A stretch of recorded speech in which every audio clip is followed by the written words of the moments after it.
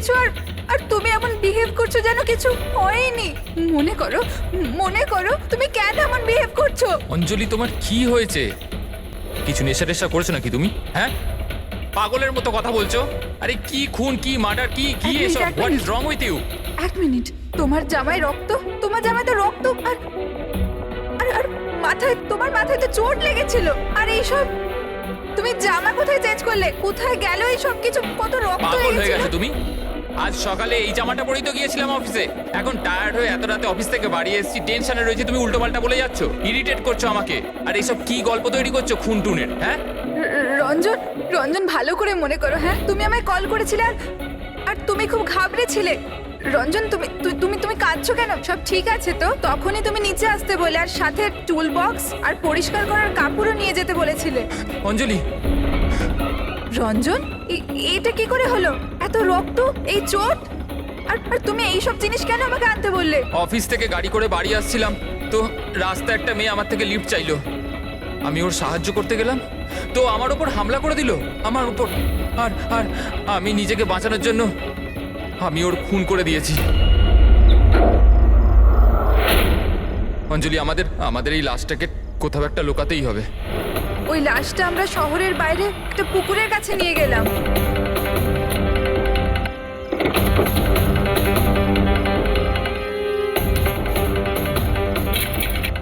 আর সেখানে তুমি বলার পর আমরা লাশটাকে টুকরো টুকরো করেছিলাম, সেগুলো প্লাস্টিক ব্যাগের মধ্যে ঢুকিয়ে আর আর ওই পুকুরে ফেলে দিলাম। আর তারপরে তুমি আমার বাড়িতে ড্রপ করে দিলে। আর তুমি বলেছিলে যে তুমি একটু পরেই বাড়ি চলে আসবে। তুমি আমায় এটা বলতে চাইছো যে যাকে আমি চিনতামই না আমি তার খুন করে দিয়েছি?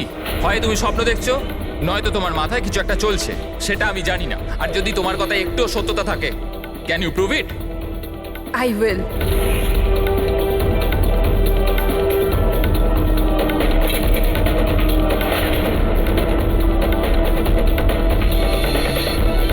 এই দেখো, আর এই দেখো।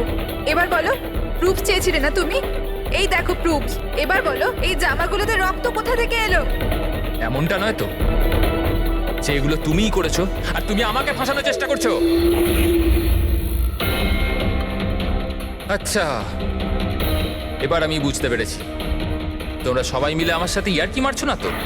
ওখানে অফিসেও আমার কলিগেরা 1 মাস ধরে উল্টো পাল্টা বলেই চলেছে যে আমি তোকে ওখানে দেখেছি, আমি তোকে এখানে দেখেছি। আর আমি বলে বলে হাঁপিয়ে যাচ্ছি যে আমি ওখানে ছিলামই না। কিন্তু এখন যেটা তুমি করছো না, এটা কিন্তু ভুল করছো। এইসব একটা ইন্টেলিজেন্স চক্রান্ত, যেটা তুমি প্ল্যান করেছো। তুমি খুন করেছো অঞ্জলি, আর তুমি এটাতে আমাকে ফাঁসাতে চাও। আমি যাচ্ছি পুলিশের কাছে, সিআইডি কে ডাকবো।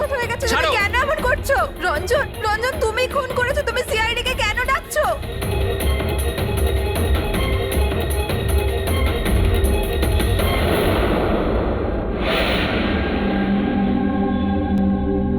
তার মানে আপনি বলতে চাইছেন যে আপনি আপনার স্বামী মানে এনার সাথে মিলে একটা মেয়ের লাশ এই শহরের বাইরে মানে একটা লেকে ফেলেছেন? হ্যাঁ স্যার, আমি এটাই বলছি। আর এই সব কিছু আমি ওর বলাতেই করেছি। কিন্তু আপনার স্বামী তো বলছেন ইনি কিছু জানেনই না। ইনফ্যাক্ট উনিই আমাদের এখানে ডেকেছেন। স্যার, এই মহিলা সব উল্টোপাল্টা বলছে, আমাকে ফাঁসানোর চক্রান্ত হচ্ছে আর এও তাতে জড়িত। উল্টোপাল্টা আমি নয়, উল্টোপাল্টা এ বলছে। প্রথমে নিজের দোষ ঢাকার জন্য আমাকে দিয়ে এই সব কিছু করিয়েছে, আর এখন নিজেই না বলছে। স্যার, আমি আপনাকে সত্যি কথা বলছি। আমি বলেছিলাম না যে আমার হ্যাঁ, ওই একই রকম দেখতে লোকের কথা, যে আপনার বন্ধু অ্যালেক্সরা আপনার মতো দেখতে লোকের সঙ্গে দেখা করছে। কিন্তু এটা মনে হচ্ছে না যে আপনার এই গল্পটা সত্যি কম আর কাল্পনিক বেশি লাগছে। স্যার, এই লোকটা আপনাদের মিথ্যে বলছে, আমি সত্যি বলছি। ইনফ্যাক্ট আপনারা তো জানেনও না যে কি হয়েছিল। এমন কি হয়েছে? স্যার, রঞ্জন আমাকে টুল বক্স আর একটা কাপড় নিয়ে নিচে পার্কিং এ ডেকেছিল, আর ওখানেও আমাকে বললো যে ও একটা মেয়েকে খুন করে ফেলেছে। সেখানে আমরা লাশের টুকরো করে জলে ফেলে দিয়েছিলাম। স্যার প্লিজ আমায় বিশ্বাস করুন স্যার, একই রকম দেখতে একটা লোক এরকম করছে, আর না হলে সবাই মিলে চক্রান্ত করছে যেটাতে আমাকে ফাঁসানো হচ্ছে। 1 মিনিট এক সময়ের জন্য চুপ থাকুন, আর আপনি আপনার গাড়ির চাবিটা দিন এক্ষুনি, এই মুহূর্তে। আর এখান থেকে লেকে যাব। একবার এই এভিডেন্সগুলো ফরেন্সিক ল্যাবে যাক, তাহলেই আমরা জেনে যাব যে আপনাদের দুজনের মধ্যে কে সত্যি বলছে আর কে মিথ্যে বলছে।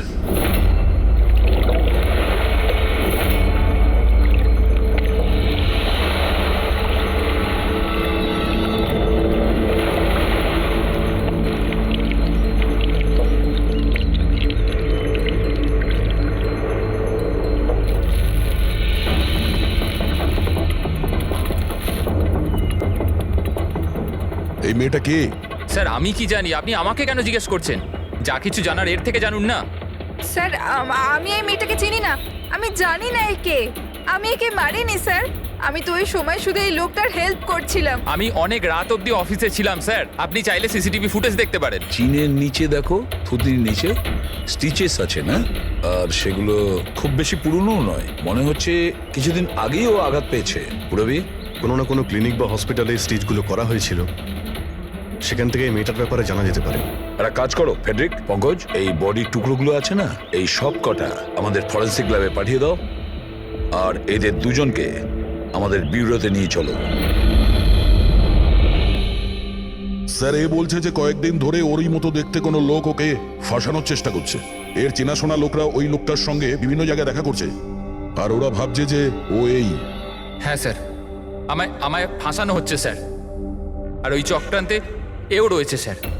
স্যার আপনিই বলুন, আমি যদি এসব করতাম তাহলে আমি আপনাদের ফোন কেন করতাম?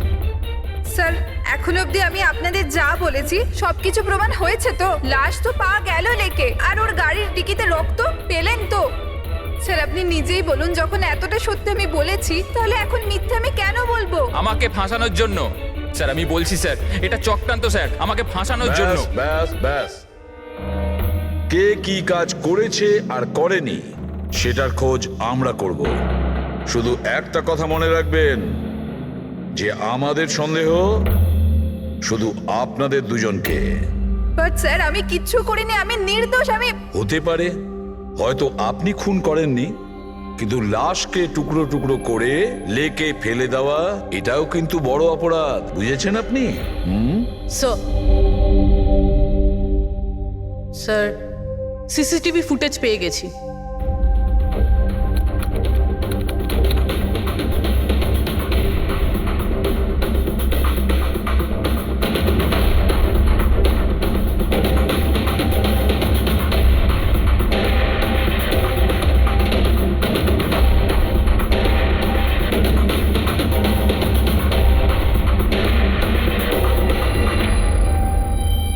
এ তো খালি। কিন্তু স্যার আমি সত্যি কথা বলছি, আমায় বিশ্বাস করুন, আমি ছিলাম অফিসে। আমি বুঝতে পারছি না কেন আমায় দেখা যাচ্ছে না স্যার। মিস্টার রঞ্জন, আইন বিশ্বাসের উপর চলে না, প্রমাণ চাই। আপনার অফিসের যে ফুটেজ সেটা সবার সামনে, আপনি ওখানে নেই, তার মানে এটাই হচ্ছে যে আপনার মিসেস যেটা বলছে সেটাই সত্যি। না না স্যার, আমি সত্যি কথা বলছি স্যার, আমি অফিসেই ছিলাম। আমি বুঝতে পারছি না যেটা কিভাবে হলো। হ্যাঁ, কিন্তু আপনার অফিস ফাঁকা দেখাচ্ছে কেন? স্যার রঞ্জন এই কোম্পানির সিইও, এই ফ্লোরে শুধু ওই থাকে, ও ছাড়া একজন পিয়নও আছে, সে সেদিনকে ছুটিতে ছিল। আচ্ছা, রঞ্জন বাবু ঠিক ওই দিনেই আপনার পিয়ন অ্যাবসেন্ট কেন? স্যার আমি সত্যি বলছি স্যার, আমি অফিসে ছিলাম। মিস্টার রঞ্জন, নিজেকে নিরপরাধী প্রমাণ করবার জন্য কোনো রকম প্রমাণ আপনার কাছে নেই, বুঝেছেন? আরে কুন্দন, ভালো হয়েছে তুই এসে গেছিস ভাই। এরা বলছে যে আমি কারো খুন করেছি। আরে আমি কাউকে কিভাবে মারতে পারি বল না, বোঝা না ভাই। এ করতে পারে না স্যার। স্যার এর জীবনে একটা মাছি পর্যন্ত মারেনি। হ্যাঁ এটা ঠিক যে ও মাঝে মাঝে খুব রেগে যায়, রাগকে কন্ট্রোল করতে পারে না। হ্যাঁ স্যার, অনেক দিন ধরে চিকিৎসা চলছে ওর, ওষুধপত্রও খান রঞ্জন দাদা, কিন্তু কখনো কখনো যদি ওষুধ খেতে ভুলে যায় তাহলে নিজেকে সামলাতে পারেন না। এই কথাটা তুমি আমাদের কেন বলনি? স্যার আমি ওই শুধু আপনাকে নয়, কাউকেই হয়তো বলেনি কথা। আমার ক্ষমতা চলতো তো তার এই বিয়েটা হতেই দিতাম না। আমি তো আমার মেয়ের কাছে হেরে বসে আছি। এই লোকটা তো একটা সাইকো সাইকো। এই রঞ্জন একজন মানসিক রোগী। এর পার্সোনালিটি ডিসঅর্ডার আছে। এর মাথা তো সেটাই মনে রাখে যেটা ও মনে রাখতে চায়, বাকি সমস্ত কথা তো এ ভুলে যায়। হতেই পারে স্যার যে খুনটা এই করেছে আর ভুলে গেছে। ব্যাপারটা হচ্ছে যে আমি আগে অসুস্থ ছিলাম, কিন্তু তারপর আমি ঠিক হয়ে গেছিলাম। আপনি এরম কেন বলছেন? কুন্দন, কুন্দন তুই বল, আমি সত্যি বলছি কিনা। বৌদি আপনি বলুন না। আরে তুমিই বলো না। আপনারা আমায় এভাবে কেন দেখছেন? আরে আমি সাইকো নই, আমি অসুস্থ নই, কোনো মানসিক রোগ নেই আমার, একদম ঠিক আছি আমি। আরে বলো না, বলো না। বাস, অনেক হয়েছে। এটা তোমার বাড়ি নয়, ব্যুরো। এই নাটক এখানে চলবে না। একটা কাজ করো, পাশের ঘরে গিয়ে এনাদের বসাও। যান। ওই দিকটা যান যান। সমস্ত প্রমাণ ওই রঞ্জনের বিরুদ্ধে, আর তাছাড়াও ওর আচরণটা ঠিক নেই। কিন্তু বুঝে উঠতে পারছি না, জানি না কেন আবার এই ব্যাপারটা এড়িয়েও যেতে পারছি না। ও বারবার আমাদেরকে বলছে যে অফিসের সিসিটিভি ফুটেজটা চেক করুন। আমি অফিসে ছিলাম। এতটা জোর দিয়ে কেউ বলতে পারে না। আরও একটা ব্যাপার স্যার, ফোন ওই করেছিল। কোনো খুনি এরকম কেন করবে? আর স্যার ওই ডিসোসিয়েটিভ পার্সোনালিটি ডিসঅর্ডার, হয়তো খুনটা করেছে আর তারপর ভুলে গেছে। এই রোগটাতে এরকমই হয় স্যার। হতে পারে, এটা হতেই পারে। একটা কাজ করি আমরা, এই যে সিসিটিভি ফুটেজ আছে না, এটাকে ল্যাবে পাঠাই, চেক করিয়ে দেখি এই ফুটেজটা কেউ কোনোভাবে এডিট করে চেঞ্জ করেছে কিনা। আর স্যার ওই একই রকম দেখতে ব্যাপারটা। ও এটা বলছে যে ওর বন্ধুরা ওর মতো দেখতে লোকটাকে দেখেছে, আর ওই লোকটা ওর বন্ধুগুলোকে চিনতেও পারেনি। চলো ওর বন্ধুদের সাথে কথা বলি, জিজ্ঞাসাবাদ করি, জেরা করি, তারপর দেখি ওদের কথায় কতটা সত্যি আছে। স্যার হতে পারে এই চৈতালি আর কুন্দন রঞ্জনের শুভাকাঙ্ক্ষী হওয়ার চেষ্টা করছে, হয়তো তা নয়। আর এদিকে শায়লা, উনি তো চানই এই দোষটা রঞ্জনের ওপর আসুক, যাতে ওনার মেয়েকে আর এই বিয়েটা করতে না হয়। স্যার স্যার যে মেয়েটা মারা গেছে ওর ফটো হসপিটালের ক্লিনিকে পাঠিয়ে দিয়েছি। ওকে শনাক্ত করা হয়েছে। ওর নাম হলো অনামিকা। দুদিন আগেই ওখানে গেছিল ওর আঘাত দেখাতে। অনামিকা, অনামিকা, এই অনামিকার পুরো ফোন রেকর্ড চেক করো, খোঁজ নাও এ কোথায় থাকতো, কি করতো, এর সঙ্গে রঞ্জনের কি সম্পর্ক ছিল।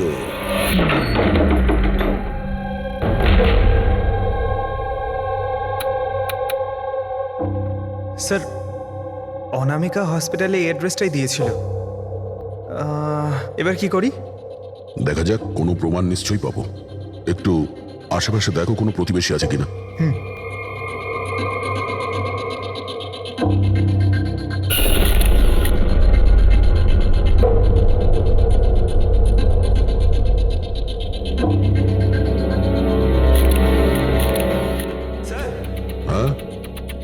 এর নাম অঙ্কিত, অনামিকার প্রতিবেশী। হ্যালো স্যার, কি হয়েছে বলুন? অনামিকা ঠিক আছে তো?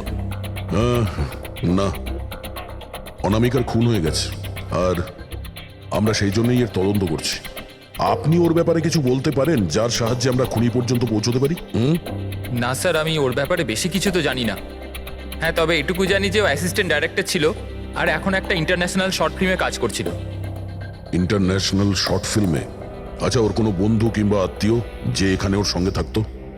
ও তো এনারাই ছিল স্যার, এই কিছু মাস আগেই এখানে থাকতে এসেছিল। আমি তো ওর পরিবারের কাউকে দেখিনি। হ্যাঁ, ওর একটা বয়ফ্রেন্ড ছিল যার সাথে ও ঘন্টার পর ঘন্টা ফোনে কথা বলতো। ও ফোনে যার সঙ্গে কথা বলতো ও যে ওর বয়ফ্রেন্ড ছিল, এটা আপনি কি করে জানলেন? স্যার, আসলে আমি ওর কথাগুলো শুনেছিলাম। ও ব্যালকনিতে দাঁড়িয়ে ওর সাথে খুব জোরে জোরে কথা বলতো অনেকক্ষণ। আর ওদের কথা শুনে মনে হতো স্যার ওর বয়ফ্রেন্ড ভালো লোক নয়। ঝগড়া হতো খুব দুজনের। কথা শুনে মনে হতো নিজেদের মধ্যে মারপিটও করে। ইনফ্যাক্ট এই দুদিন আগেই ওরা নিজেদের মধ্যে মারপিট করেছে। ওর মুখেতে সেলাইও পড়েছিল আর ওর চোখেও আঘাত লেগেছিল স্যার। আপনি দেখেছেন ওর বয়ফ্রেন্ডকে? আমি স্যার ওকে কখনো দেখিনি, কিন্তু ওর নামটা জানি স্যার। আচ্ছা, কি নাম কি ওর? Ranjan. Ranjan?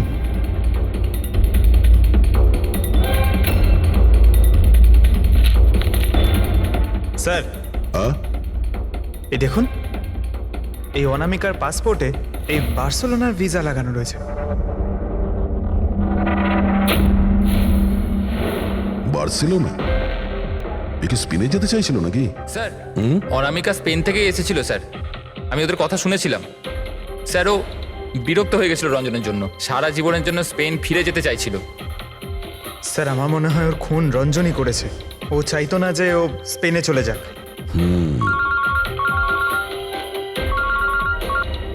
Hello sir, অনামিকার phone records পাওয়া গেছে। একটা নাম্বারে যেটাতে ও সবচেয়ে বেশি কথা বলতো সেটা রঞ্জনের কোম্পানির নামে রেজিস্টার্ড আছে। ও রঞ্জন, একটা কাজ করো, অনামিকার ফোনের শেষ লোকেশনটা কোথায় ছিল সেটা বার করো। অনামিকা কাল রাত্রেই আপনার হোটেলে ছিল? I am not sure sir, ছিল না? আমার তো মনে হয় না। ঠিক আছে, আমাদের আপনার হোটেলের সিসিটিভি ফুটেজটা চেক করতে হবে। Sure sir.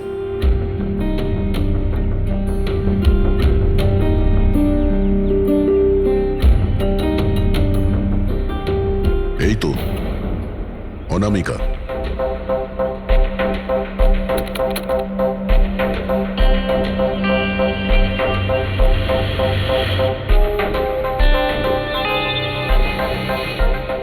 এটা কি ব্যাপার? ও ভেতরে গেল একটা হ্যান্ডব্যাগ নিয়ে, আর বাইরে এলো একটা লাগেজ নিয়ে।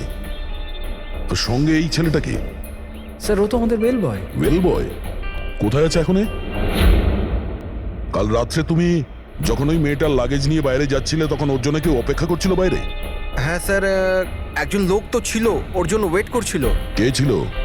লম্বা রোগা করে একজন ছিল। লম্বা রোগা করে? এ ছিল ওই লোকটা? স্যার মনে হচ্ছে তো এরকমই ছিল। দেখে তাই মনে হচ্ছিল মানে? স্যার ও দূরে দাঁড়িয়ে ছিল, তাই আমি ঠিকমতো দেখতে পাইনি। ও, তার মানে এই রঞ্জন, ও আমাদের মিথ্যে কথা বলেছে। ও অনামিকাকে আগে থেকেই চিনতো, আর শেষবার অনামিকা ওর সাথেই ছিল।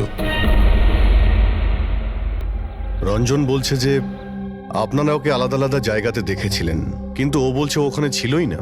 ব্যাপারটা কি বলুন তো? স্যার আমি একদিন কফি শপে কফি খাচ্ছিলাম, আমি দেখলাম যে রঞ্জন বাইরে কারোর সাথে কথা বলছে। রঞ্জন, রঞ্জন, এই রঞ্জন! স্যার আমি যখন ওকে ডাকলাম ও জানি না কেন আমার কথা না শুনে অন্যদিকে চলে গেল। রঞ্জন! কিন্তু স্যার যখন আমি এই ব্যাপারে ওর সঙ্গে কথা বললাম তখন ও বললো যে ওখানে ছিলই না। আমি জানি না ওখানে মিথ্যে কথা বললো। আর লীলা দেবী, আপনি ওকে আপনি কোথায় দেখেছিলেন? কান্দিওয়ালাতে একটা জুয়েলারি শপে। ওর সঙ্গে একটা মেয়েও ছিল। রঞ্জন, রঞ্জন! আচ্ছা, এই মেয়েটা ছিল কি? হ্যাঁ স্যার, এই মেয়েটাই ছিল। কিন্তু যখন ওর সঙ্গে আমি ফোনে কথা বললাম, বলতে শুরু করলো আমি তো ওখানে ছিলামই না। আর তোমার সঙ্গে কি এটাই ঘটেছে? হ্যাঁ স্যার, ও বাজারেতে আমার সামনে দিয়ে যাচ্ছিল, আমি ওকে হাত দেখালাম, হাই বললাম, মদন রে, কিন্তু ও সরাসরি আমায় ইগনোর করলো, অটোতে বসলো, চলে গেল। এদিকে দেখ ভাই, আমি রঞ্জন, রঞ্জন! ঠিক আছে, thank you very much. Sir এদের কথা শুনে মনে হচ্ছে রঞ্জন ইচ্ছে করে ওদের সামনে এসেছিল আর এরকম বিহেভিয়ার করেছে। কিন্তু অভিজিৎ, কি কারণ হতে পারে? এরকম ব্যবহার কেন রঞ্জন করেছিল? না না না না, কিছু না কিছু গোলমাল তো নিশ্চয়ই আছে অভিজিৎ। যেখানে যেখানে এরা রঞ্জনকে দেখেছে না, দেখি ওখানে কোনো সিসিটিভি ফুটেজ পাওয়া যায় কিনা।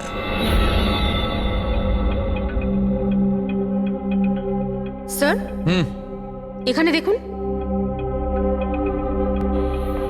হ্যাঁ শালুকে, বস, কি পেলে? এই অস্ত্রের ওপর আর কাপড়ে যে রক্ত পাওয়া গেছে সেটা অনামিকারই। মনে হচ্ছে অঞ্জলি সত্যি বলেছে। এটার ব্যবহার অনামিকাকে খুন করার জন্যে আরো লাশটাকে লুকানোর জন্য করা হয়েছে। আচ্ছা, রঞ্জনের বিরুদ্ধে কোনো প্রমাণ? হ্যাঁ স্যার, রঞ্জনের ফিঙ্গারপ্রিন্টস পাওয়া গেছে। একটা তো এই টুল বক্সে, আর দ্বিতীয়টা গাড়ির ডিক্কিতে, যেখানে অনামিকার রক্তও পাওয়া গিয়েছিল। তার মানে রঞ্জন অঞ্জলির সঙ্গে ছিল। এটা তো খুব সহজ সরল প্রমাণ। অঞ্জলি সত্যি কথা বলা আর রঞ্জনকে খুনি প্রমাণ করা। কিন্তু বস, আরো অনেক কিছু পাওয়া গেছে। কি? স্যার আমরা একটা বিশেষ ধরনের পলিমার আর সিলিকনের ট্রেসেসও পেয়েছি, যেটা সাধারণত অদ্ভুত ব্যাপার। সিলিকন আর পলিমার, এটা তো সত্যিই অদ্ভুত ব্যাপার। আরো একটা বিশেষ কথা দেখাচ্ছি, এসো। এই কেমিক্যাল, বস, এই বিশেষ কেমিক্যালটা আমরা সব জায়গায় পেয়েছি, কাপড়ে, টুল বক্সে, অস্ত্রের উপর, সব জায়গায়।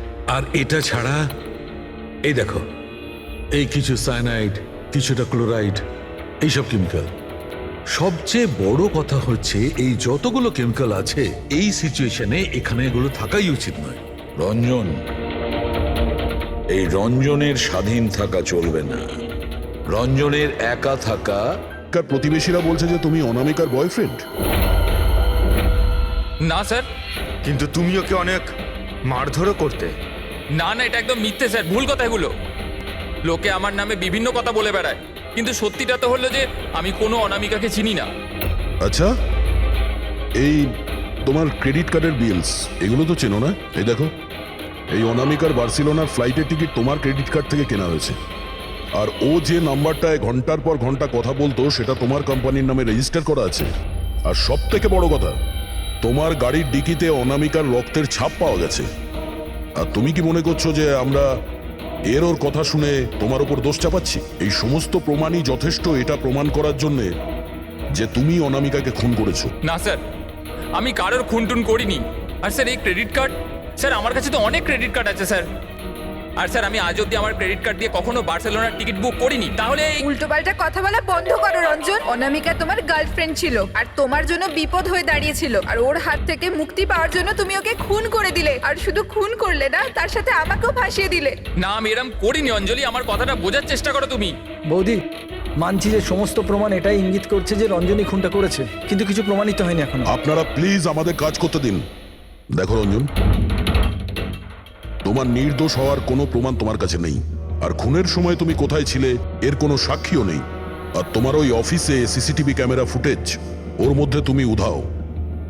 অনামিকার হোটেলের বাইরে তোমার গাড়ি দাঁড়িয়ে থাকা, তোমার গাড়ির ডিকিতে অনামিকার রক্ত পাওয়া, ফোন রেকর্ড, ক্রেডিট কার্ড বিলস, তোমার বাঁচার আর কোনো রাস্তা নেই।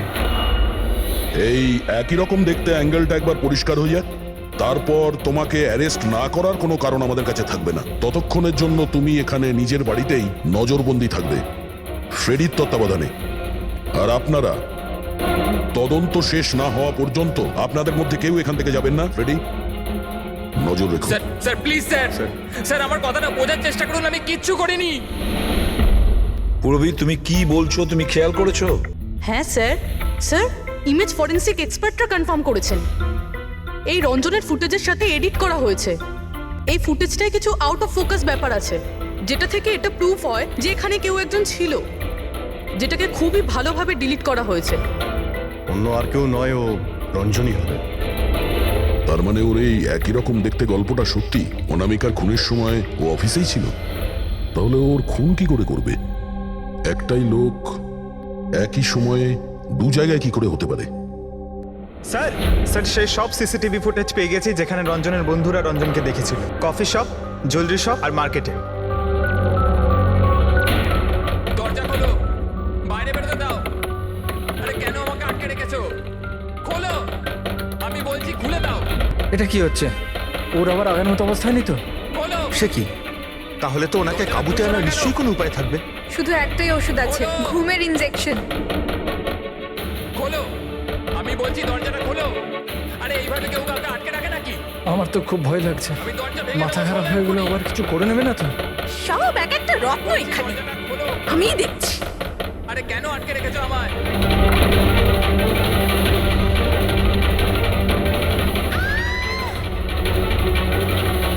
এই রঞ্জন, এই রঞ্জন, রঞ্জন দাঁড়াও বলছি। মা মা মা, আস্তে আস্তে আস্তে। ও মাই গড, এটা কি করে হলো? আমি ডাক্তারের খবর দিচ্ছি। হ্যাঁ, তুমি ঠিক আছো তো মা? ও মাই গড, কি করে লাগলো তোমার? স্যার এটা কফি শপের ফুটেজ।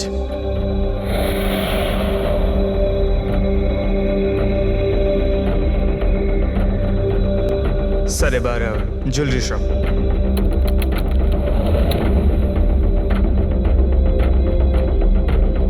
এটার সঙ্গে অনামিকাও ছিল। এখনো পর্যন্ত সবকিছু তো নর্মালি লাগছে।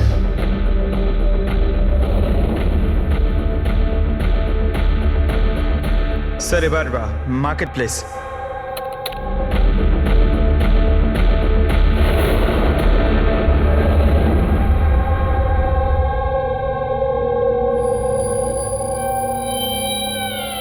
পঙ্কজ, একটু রিওয়াইন্ড করো। হ্যাঁ, আগে ওই রঞ্জনকে জুম করো।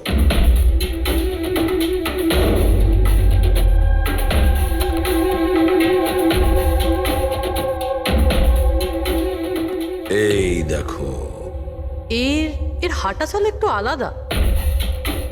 ও, অন্য ধরনের জুতো পরে রয়েছে।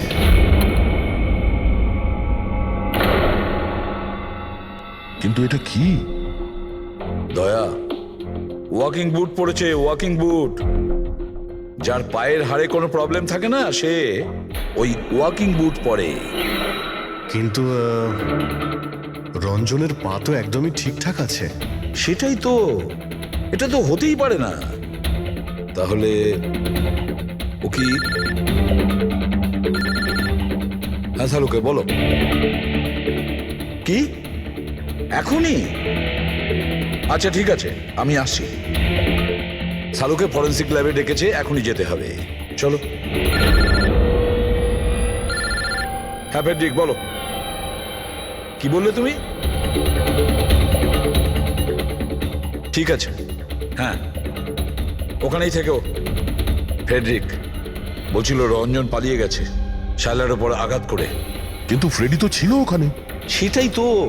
একটা কাজ করো দা, তুমি আর পঙ্কজ ওখানে চলে যাও, আমরা ফরেন্সিক ল্যাবে যাচ্ছি। আচ্ছা শালুকে, তুমি রঞ্জনকে গ্রেপ্তার করতে বারণ করেছিলে, ব্যাস ও তো ওদেরকে আঘাত করে পালিয়ে গেছে। আর তুমি এখানে এসব কি করছো? এখানে এখানে এরকম মিউজিয়াম সাজিয়েছো কেন? মিউজিয়াম নয় বস, তাহলে? এটা হচ্ছে সেই ধাঁধাটার জবাব যেটা আমরা সলভ করতে পারিনি। হ্যাঁ, রঞ্জন পালিয়ে যাওয়াতে আমার খুব আফসোস হয়েছে, কিন্তু আই এম শিওর তোমরা ওকে ঠিক ধরে ফেলবে। তোমাদের মনে আছে ওই যে কেমিক্যালটা আমরা ক্রাইম স্পটে পেয়েছিলাম? তো তার সঙ্গে ওর কি সম্পর্ক? সেটা আমি আপনাদেরকে বলছি। আপনি কে? এ হচ্ছে জগৎ। এক মিনিট, সবকিছু বুঝতে পারবে বস। বেহুল, হাই স্যার। এবার এর সঙ্গে আবার এই কেসের কি সম্পর্ক? আপনারা ওর সাথে একটু মন দিয়ে কথা বলুন, দেখুন সবকিছু জানতে পারবেন। এটা বলুন তো যে আপনি কে, আর এই কেসের সঙ্গে আপনার কি সম্পর্ক? এক মিনিট। এনার চোখগুলো দেখে তো কেমন যেন একটা মনে হচ্ছে। শুধু চোখই নয়, এনার তো পুরো মুখের মধ্যেই কিছু গোলমাল আছে অভিজিৎ, ফেসের ওপরে গোলমাল আছে।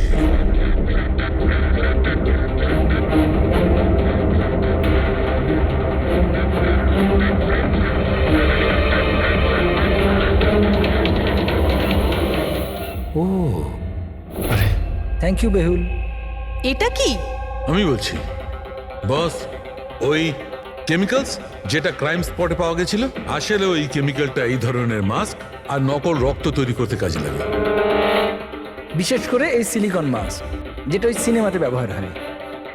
সব থেকে বড় ব্যাপার হচ্ছে এর মধ্যে চোখের পাতা থাকে না, আর চোখের জন্য এখানে গর্ত একটা থাকে আসল মুখের মতো, যাতে যে এটা পড়বে তার আসল চোখটা এই গর্ত থেকে বেরিয়ে এসে যাতেও দেখতে পায়। আর স্যার, এটাকে বানানো কিন্তু অত সহজ নয়। হাই কোয়ালিটির সিলিকন আর পারদর্শী লোকই এটা বানাতে পারে। লেটেস্ট টেকনিকের জন্য স্যার, এটা যে পড়বে তার যে মুখের ভাব, সেটাই মাস্কে ফুটে উঠবে। এর থেকে তো একটা কথা পরিষ্কার অভিজিৎ, কেউ রঞ্জনের মতো দেখতে হুবহু একটা মুখোশ বানিয়েছে, একটা মাস্ক বানিয়েছে। রঞ্জনের মতো হাইটের কেউ ওরই মুখের মতো কোনো মাস্ক বানিয়েছিল আর লোকেদের বোকা বানাচ্ছিল। হ্যাঁ, আর সেই জন্যই সবাইকেও দূর থেকে দেখা দিয়েছিল, কারণ যদি কাছে আসতো তাহলে সবাই বুঝে যেত কোনো মাস্ক পরে আছে। আর স্যার অঞ্জলি, ও তোর সাথেই ছিল, ওর সাথে কথাও হয়েছে, ওর সাথে লাশটা লুকোনোর চেষ্টা করেছে। ওর মুখে রক্তও লেগেছিল, আর ওখানে লাশগুলোকে কাটছিল আর লুকিয়ে রাখার চেষ্টাও করেছিল, তাই হয়তো তাড়াহুড়োতে কোনো খেয়ালই করেনি। আর তাছাড়াও এই যে একই রকম দেখতে না, নিশ্চয়ই ওর পায়ের হাড়ে কোনো প্রবলেম ছিল, তাই ও ওয়াকিং বুট পরেছিল। আর এই মাস্ক তৈরি করাও এত সহজ নয়। স্যার, এই মাস্ক ফিল্ম প্রজেক্টেই কাজে লাগে। ও হ্যাঁ, তবে এটুকু জানি যে ও অ্যাসিস্ট্যান্ট ডাইরেক্টর ছিল আর এখন একটা ইন্টারন্যাশনাল শর্ট ফিল্মে কাজ করছিল। স্যার, দয়া বলছিল যে অনামিকা ও নাকি কোন ইন্টারন্যাশনাল শর্ট ফিল্মে কাজ করছিল। ওর পক্ষে এগুলো করা তো খুবই সহজ। তার মানে ও রঞ্জনের গার্লফ্রেন্ড ছিল না, ওকে নিজেরই খুনে ফাঁসানোর চেষ্টা করেছিল। সেই জন্যই ও বেলবয়কে গাড়ি অব্দি নিয়ে গিয়েছিল। স্যার, নিজের প্রতিবেশীর সামনে রঞ্জনের সাথে ফোনে কথা বলার নাটক করেছিল। মানলাম অভিজিৎ, আমি মানলাম, কিন্তু কেউ নিজের মৃত্যুর ষড়যন্ত্র নিজে কেন করবে? মানে আমি বলতে চাইছি, অনামিকা তার নিজের মৃত্যু কেন নিজে ডেকে আনবে? না না না না, কিছু তো একটা গোলমাল আছেই, কেউ তো একজন আছে। যে অনামিকাকে শিখণ্ডী খাড়া করেছে।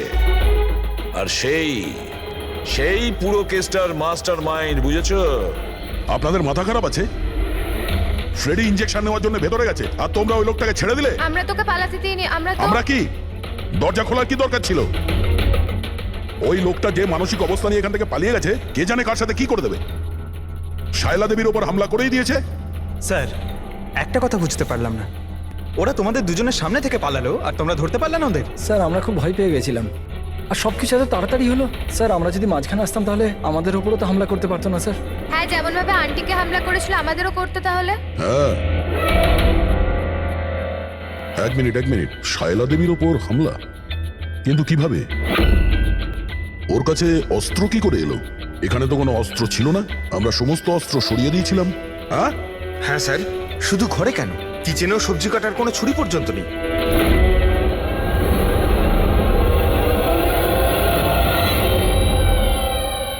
স্যার এ হলো আমাদের প্রোডাকশন হাউসের মেকআপ আর্টিস্ট, আর স্যার এ মাস্ক বানাতেও এক্সপার্ট। তুমি অনামিকার জন্য মাস্ক বানিয়েছিলে, তাই না? বানিয়েছিলে কি না? হ্যাঁ স্যার, উনি আমাকে টাকা দিয়েছিলেন, আর এটা তো আমার কাজই স্যার। তাহলে এটাও বলে ফেলো যে কাজটা কার জন্য করেছিল, এই মাস্কটা কার পরার কথা ছিল। বলো তাড়াতাড়ি বলো, সময় নেই আমাদের। আর হ্যাঁ, যার মুখের তুমি মাস্ক বানাও তার মাপ নেওয়ার দরকার আছে, ম্যাপিং করার দরকার আছে। হ্যাঁ স্যার। কার জন্য বানিয়েছিল ওই মাস্ক? কে ওই মাস্কটা পরতো? বলো তাড়াতাড়ি।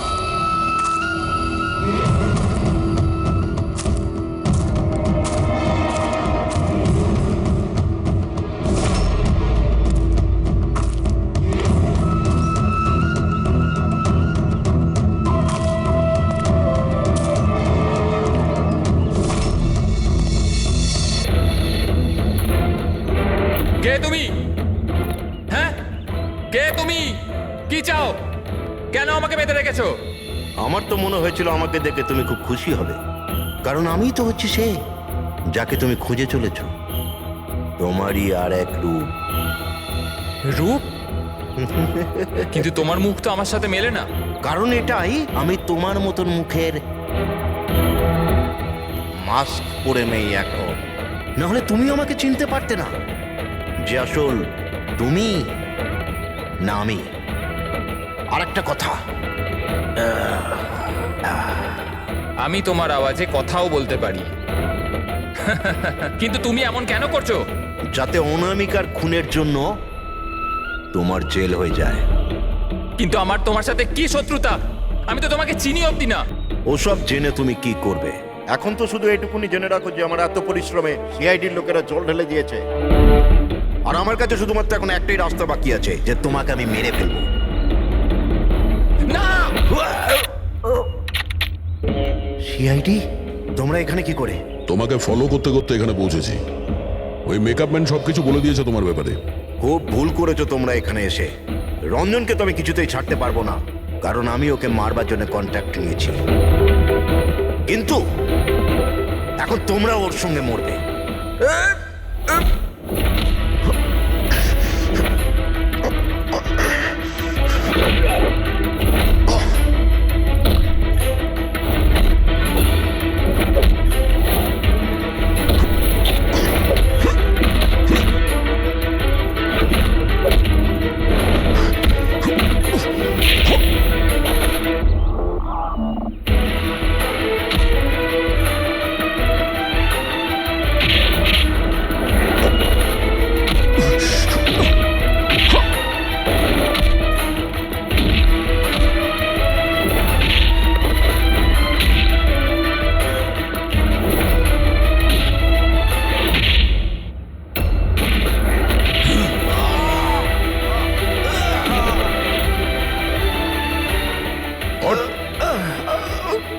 তোকে মারার কন্ট্রাক্ট দিয়েছিল?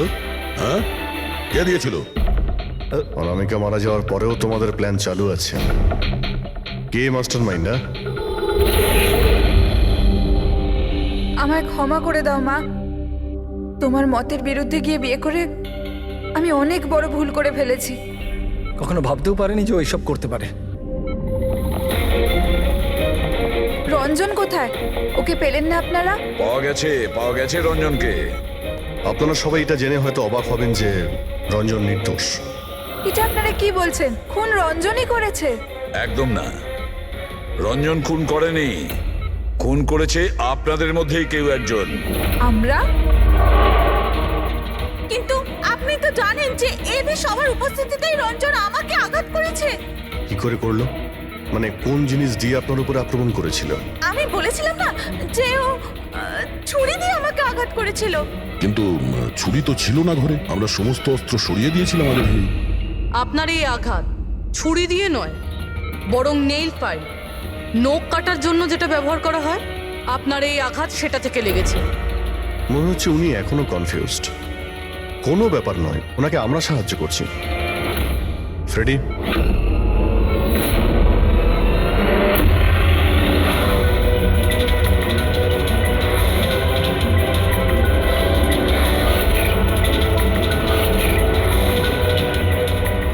শাইলা ম্যাডাম, আমরা জানতে পেরে গেছিলাম অনামিকার প্রতিবেশী অঙ্কিত এসবের সঙ্গে যুক্ত। তো এই জন্য আপনি আমায় বাড়ি থেকে তাড়িয়ে দিয়েছিলেন, যাতে আমার কিডন্যাপ করে আপনি আমাকে খুন করতে পারেন। মা, তুমি এই খবরদার, খবরদার যদি আমাকে মা বলে ডেকেছিস তো। মা শব্দের অর্থ কি হয় তোমরা দুজন জানো? স্যার, এ আমার অনিচ্ছা সত্ত্বেও রঞ্জনের সাথে বিয়ে করলো আর আমার সাথে সব সম্পর্ক চিরদিনের মতন ত্যাগ করলো। আর আজ এরা আমার সম্পত্তির অধিকার চাইতে শুরু করেছে। এই সব এই রঞ্জনের কাজ। এই উস্কেছে আমার মেয়েকে, আমার একমাত্র সন্তান, নিজের স্বামীর সঙ্গে মিলে ধীরে ধীরে আমাকে বিষ দিয়ে মারতে শুরু করলো।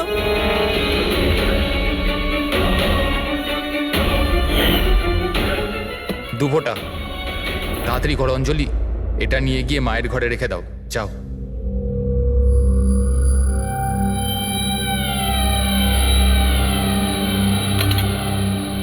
কিন্তু আপনি অনামিকার খুন করলেন কেন? ওর কোনো দোষ ছিল না, কিন্তু আমার কাউকে তো একটা দরকার ছিল এই সব কিছু করার জন্য। কিন্তু আমি এদের দুজনকে শাস্তি দিতে চেয়েছিলাম যে রঞ্জনের ফাঁসি হয়ে যাক আর অঞ্জলির সারা জীবনের মতো জেল। শায়লা দেবী, এদের প্রতি আপনার ঘৃণা আপনাকেও এদেরই মতন অপরাধী বানিয়েছে। এদের